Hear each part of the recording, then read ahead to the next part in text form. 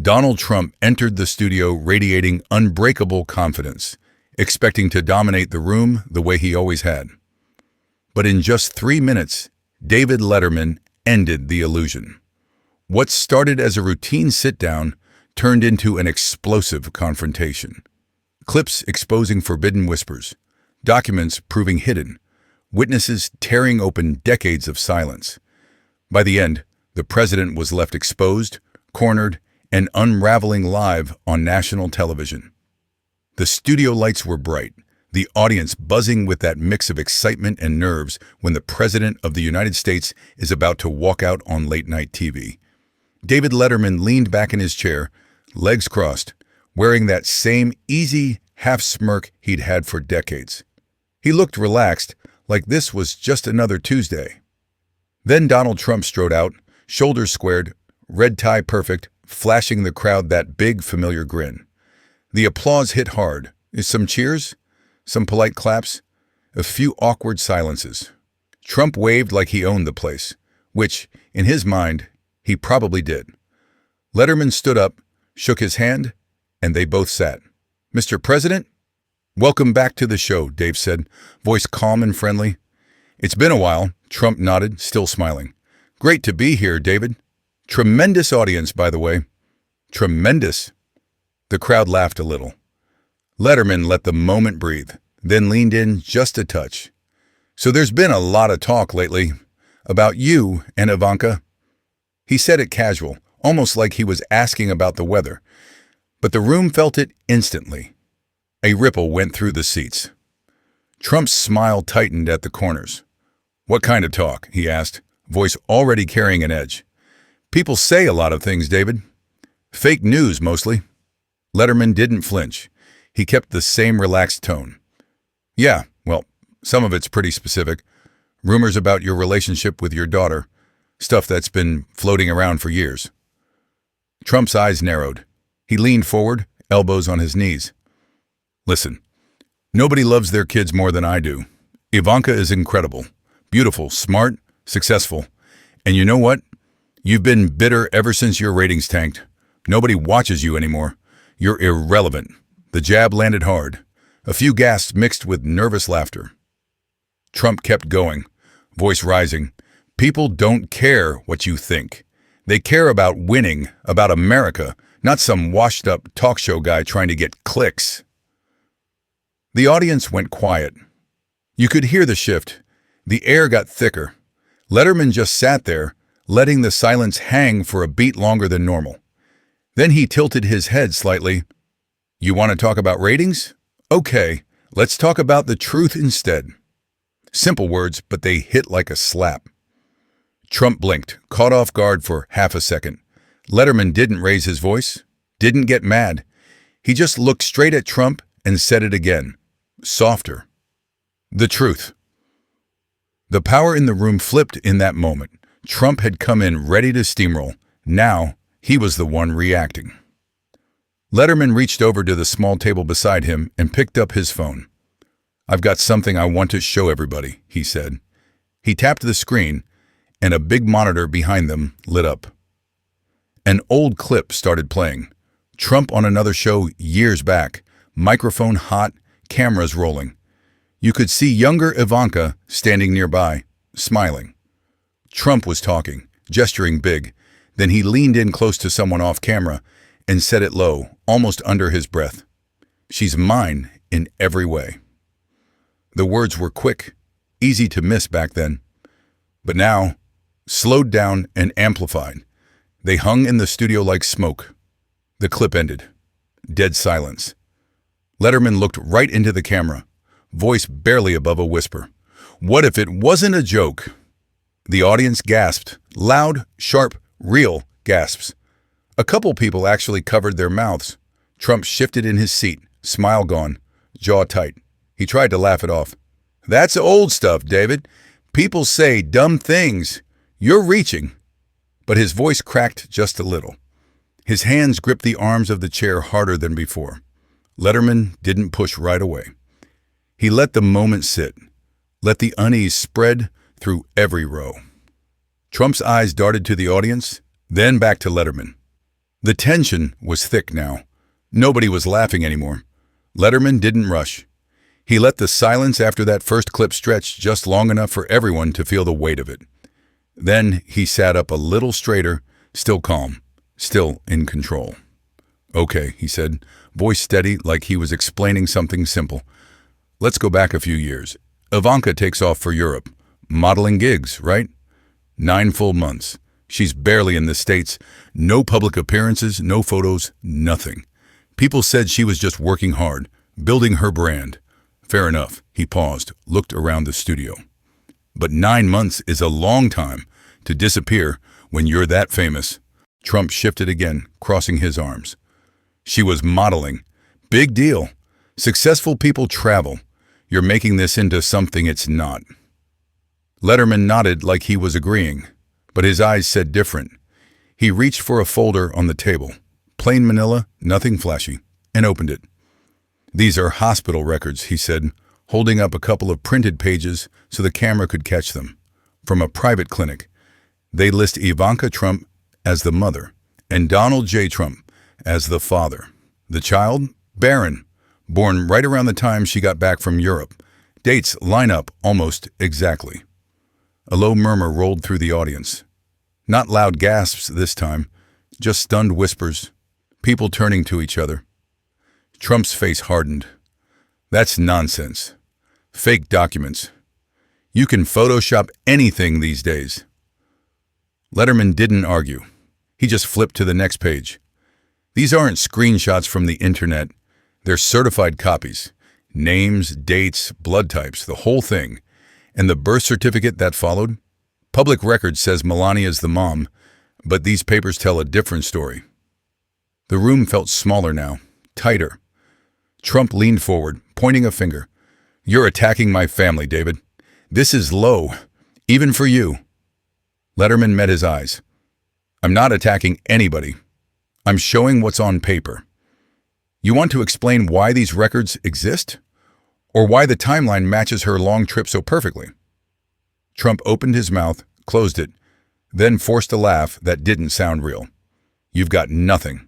This is desperate." Letterman set the folder down and looked toward the side of the stage. "Let's hear from someone who was there." A woman in her late 40s walked out. Neat blazer, nervous hands clasped in front of her. She'd been introduced earlier as a former Trump Organization staffer, someone who worked close to the family for years. She sat in the guest chair they'd rolled out. Letterman kept it gentle. "You delivered something to Ivanka's apartment back then, correct?" The woman nodded slowly. "Yes, prenatal vitamins. A big bottle. Mr. Trump handed them to me himself and told me to take them straight to her place. Said it was important, private." Trump jumped in fast. "That's a lie. I never—" But Letterman raised a hand. Not angry, just firm. "Hold on. Let her finish." The woman swallowed. He said, "Make sure she gets these today. No questions." I didn't ask. I just did it. But I remember thinking, why prenatal? She wasn't married yet. Wasn't showing anything publicly. The audience reacted.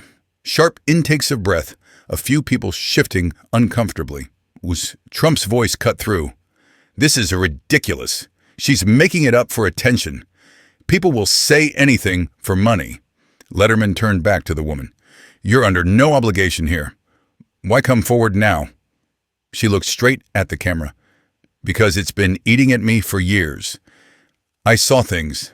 I heard things. And if this is true, people deserve to know." Trump slammed his palm on the armrest. "Enough! This is a character assassination." But the damage was done. The staffer's words hung there, plain and heavy, adding real premeditation to the timeline Letterman had just laid out. Letterman didn't let the moment cool. He picked up his phone again. "One more thing before we move on." The monitor flickered back to life. Another clip.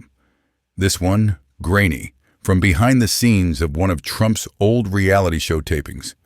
Trump was off mic, leaning towards a producer, but the audio was clear as day. He chuckled low and said, "She's mine in every way, always has been. The words landed like a punch. The audience murmured louder this time, shock mixed with disbelief. Some people actually leaned forward in their seats. Trump's face flushed red. "That's edited. You doctored it. Fake audio. Fake everything." He half stood, pointing at Letterman. "You're a fraud. This whole thing is a setup." Letterman stayed seated, voice quiet, but cutting through the noise. "It's not edited. We've got the full tape if you want to hear the context. But that line, in every way, in light of everything else tonight, it hits different, doesn't it?" Trump sat back down hard, breathing heavy, eyes locked on Letterman like he wanted to burn a hole through him. The murmurs in the crowd grew into a steady hum. Nobody was laughing. Nobody was checking their phones. They were all watching, frozen, as the pieces kept clicking together right in front of them. Letterman let it sit for a second. Then he turned back to Trump, who was sitting rigid now, arms crossed tight like he was holding himself together. "We're not done connecting things yet," Letterman said, voice even, almost conversational. He nodded toward the wings again. "We've got someone else who wants to talk." A younger woman, mid-30s, dark hair pulled back, looking like she hadn't slept much, walked out slowly. She'd been Ivanka's personal assistant for almost 5 years back then. She sat down, hands folded in her lap, eyes flicking between Letterman and the floor. Letterman kept it soft. "You signed some papers a while back. Can you tell us what they were about?" She took a long breath like she was deciding right then whether to jump. "NDAs," she said finally. "Non-disclosure agreements, a bunch of them, tied to Barron's birth. They said if I ever talked about anything related to the pregnancy, the delivery, the family arrangements, I'd be sued into the ground. And worse." The audience let out a collective breath, half shock, half disbelief. Trump snorted loud. "People sign NDAs all the time. It's standard. Doesn't mean anything shady." But the assistant wasn't looking at him. She kept her eyes on Letterman. "There were meetings," she went on, voice quieter now. "Secretive ones. Late at night, no staff around except a couple trusted people. I walked in on one once, didn't mean to. Mr. Trump and Ivanka were there, doors closed, voices low. I heard him say something about keeping this quiet forever. Then they saw me and shut it down fast. I was told to forget I'd seen anything." Silence dropped over the studio, like someone hit mute. Nobody moved. A woman in the front row actually put her hand over her mouth. Trump's jaw worked back and forth. He leaned in. "You're lying. You're on someone's payroll right now, aren't you? This is coordinated." The assistant shook her head slow. "No, I just couldn't keep carrying it anymore." Letterman gave her a small nod, then turned to the monitor. "Let's look at where some of those meetings might have led." He opened another folder, this one thicker, and held up a stack of pages. "These are from a private clinic in Switzerland. High-end, discreet. Patients use aliases all the time." He pointed to the top sheet. "This one's under the name I. Kensington. Same birth date as Ivanka. Same general description. Prenatal checkups starting right when that Europe trip began. Ultrasounds, blood work, the whole routine. And the delivery date matches Barron's exactly." He flipped to another page. "Test results here show hormone levels consistent with pregnancy. No public record of Ivanka ever being treated in the U.S. during that window. Nothing." Trump exploded out of his chair halfway, then slammed both palms down on the table so hard the water glasses rattled. "This is garbage! Forged! You photoshopped names, dates, everything. Where's the proof? These are real." His face was dark red, veins standing out. The audience flinched at the noise. Letterman didn't blink. "They're certified. Chain of custody. We can show the clinic stamps, the notary seals if you want, but let's cut to someone who was actually there." He gestured to the big screen again. It flickered, then connected to a live video call. A middle-aged man in a white coat appeared, gray hair, serious face, sitting in what looked like an office with medical charts behind him. Letterman spoke first. "Dr. Moreau, you worked at the clinic during the relevant time?" The doctor nodded. "Yes, I oversaw several cases that year. Letterman held up one of the documents. Do you recognize this patient file? The doctor leaned closer to his camera. I do. Kensington. I treated her personally. Prenatal care, regular scans. The father made the payments, direct wire transfers, several of them. He called to confirm everything was handled privately. Insisted on no records under real names. Trump shot to his feet fully now. Lies! All of it! This guy's an actor, or you paid him, or... He took a step toward the stage exit like he was about to bolt. Security guys in black shifted, but nobody moved yet. The doctor kept talking, calm. The payments came from an account linked to the Trump organization. I have the transaction references if needed. He was very clear. Absolute discretion, no leaks. The screen showed a quick flash of redacted bank docs, enough to see the routing numbers matched known Trump accounts. The audience erupted. Not cheers, not boos, just raw noise. Gasps, murmurs. A few people standing up like they couldn't sit still anymore. Trump spun back toward Letterman, finger jabbing the air. You set this up. This is a witch hunt. I'm done here. He started toward the side, but stopped after 2 steps, breathing hard, eyes darting around like he realized walking out would make it look worse. He turned back, glaring. You're ruining lives for ratings, David. Shame on you. Letterman stayed seated, voice low and steady. Nobody's ruined anything yet. The documents are here. The people are here. The timeline's here. If it's all fake, prove it. Show us the real story. Trump stood frozen for a beat, chest rising and falling fast. The studio was dead quiet except for the faint hum of the lights. He didn't sit. He didn't leave. He just stared, trapped in the middle of his own unraveling. Letterman let the doctor's words fade out on the screen before he killed the video feed. The studio was still humming with that low, uneasy energy, people whispering, shifting, nobody quite sure what to do with what they just heard. Trump was back in his seat now, but he looked coiled, like a spring about to snap. Letterman picked up a small remote and pointed it at the monitor. We've got a few more audio pieces, he said, matter of fact. These aren't new to some people in the industry. They've been floating around for years. We just cleaned them up a little so you can hear them clearly. The first clip rolled. It was short, maybe 10 seconds, from an old Apprentice set, off mic again. Trump's voice, unmistakable, low, and casual. Ivanka knows who she belongs to, always has. That's how it works in this family. The words landed heavy. A woman in the third row let out a small, involuntary, "Oh my God!" The second clip came right after, from a different event, different year, but same tone. She's perfect. My perfect girl. Nobody else gets to have her like I do. Enhanced audio made every syllable crisp. No mistaking it. Letterman paused the playback. These lines, belongs to, have her like I do, they hit different when you put them next to the pregnancy timeline. 9 months in Europe, prenatal vitamins hand-delivered, clinic records under a fake name, payments wired from your accounts. He looked straight at Trump. They sound less like jokes now, don't they? The audience reaction wasn't loud cheers or boos.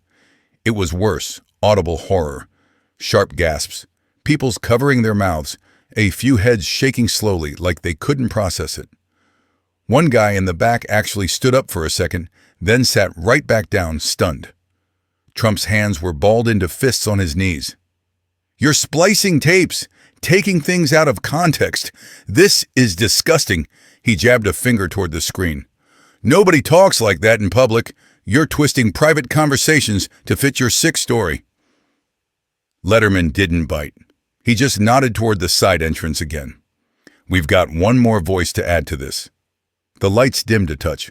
A pre-recorded video started, grainy, shot on a phone maybe, but the audio was clear. A man's voice, older, gravelly. Someone who sounded like he'd worked security or close personal detail for years. I was around the family a long time, he said. Overheard arguments, heated ones. One night, late, doors cracked open. Trump was yelling at Ivanka something about, "We have to keep the bloodline pure." She was crying, saying it wasn't right that people would find out. He told her, "This stays in the family. Nobody else needs to know how close we really are." I backed away fast, never said a word until now. The clip ended. The studio went dead silent for a full 5 seconds, long enough that you could hear someone sniffle in the front row. Then the murmurs started, low and spreading fast. Trump shot up again. "That's a total fabrication. Who is this guy? Some disgruntled ex-employee looking for a payday? You're letting liars destroy my name?" He turned to the audience, arms wide. "Come on! You believe this garbage? These people are nobodies, paid actors. This is a deep state hit job." Letterman waited him out, then reached under the table and pulled out one last envelope, thin, sealed. "We're not relying on words alone anymore." He opened it, slid out a single sheet, and held it up for the cameras. "This is from an independent lab. Anonymous submission. 2 DNA profiles. One matches public samples from Donald Trump, hair, saliva traces from old events. The other matches Barron's public profile, school records, medical leaks over the years. The match? Paternal. But the alleged mother's sample isn't Melania's. It's a close familial match to Ivanka. Too close. The lab flagged it as first-degree incest probability, over 99%. The room lost it. Not cheers. Pure shock. People gasped so loud it sounded like a wave crashing. A couple in the middle row actually stood up, hands over their faces.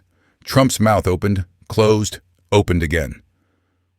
For the first time, he looked genuinely rattled. That's impossible. You faked the samples. Labs can be bought. This is..." He stopped, breathing hard, eyes darting like he was searching for an exit that wasn't there. Letterman leaned forward, voice quiet but piercing. "If it's fake, sue the lab. Release your own tests. Show Melania's DNA match to Barron. Do it right now. We'll wait." Trump stared at him, chest heaving. Then, in a lower voice, almost to himself, he muttered, "I took care of things, that's all. I protected my family." The words slipped out, small, quick, but everyone heard them. The audience froze. Trump realized what he'd said, a beat too late. His eyes widened. "I mean, I protected them from lies like this." But it was too late. The slip hung there, raw and damning. Letterman didn't pounce. He just sat back, let the moment breathe. Trump sank into his chair, face pale now instead of red, hands trembling just enough to notice. Then Letterman leaned forward, elbows on his knees, and spoke slow and clear, like he was talking to one person in the room instead of millions watching. "Let's put it all together, so nobody misses it. Ivanka's 9-month vanishing act in Europe. Hospital records naming her as Barron's mom, you as the dad. Prenatal vitamins delivered on your direct orders. ND as forcing silence around the birth. Swiss clinic files under a fake name with your payments wired in. Audio clips where you say she's yours in every way.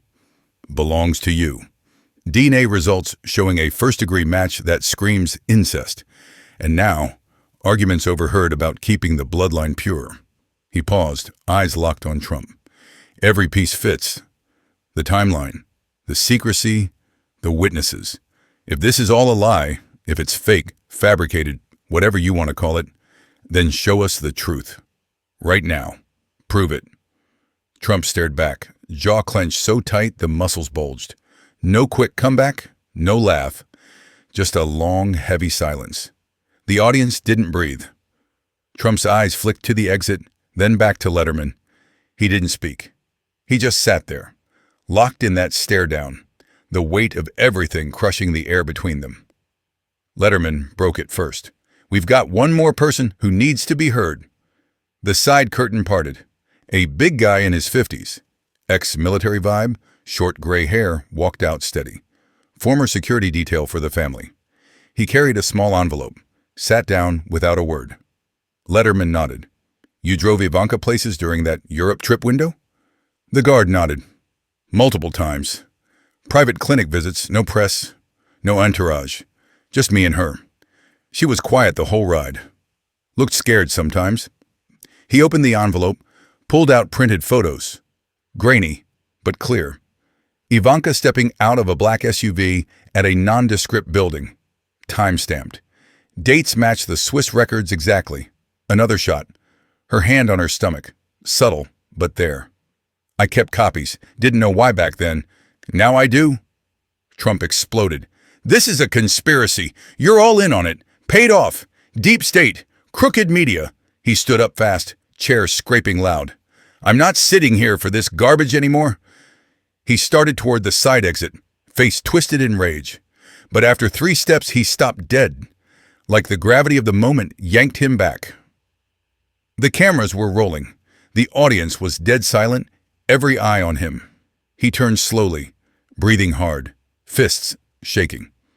Couldn't walk out, couldn't stay, just stood there trapped. Letterman didn't gloat. He reached for one last folder. Before you go, look at this. He held up printed emails, redacted, but readable. Subject lines. Handle the clinic quietly. No names on paperwork. Make sure she's covered. Sender. Trump's personal account. Recipients, staff, lawyers, the clinic contact. One line stood out. This stays buried. No leaks, ever. Letterman read it calm. Your words, your orders. Cover up in black and white. Trump's shoulders slumped a fraction. He opened his mouth. No sound came out at first. Then, low and hoarse, you have no idea what you're doing. He didn't storm off. He just walked back to his chair, slow, sat heavy, head down. The audience stayed stunned. No applause, no boos, just silence so thick you could cut it. The red light went off. Camera stopped. Backstage, Trump was already on his phone, voice booming through the walls. Sue them! Sue everybody! This is defamation! I'll bury them! Letterman stayed in his chair a minute longer, sipping water, calm as ever. A producer leaned in. You okay? Dave just nodded. We've got more if they push, but I think they've seen enough for one night. The man who always controlled the room couldn't control this. Letterman had flipped it for good. If you want more insane, no-holds-barred stories like this, hit that subscribe button right now and turn on notifications. Don't miss the next bombshell. Let's keep coming.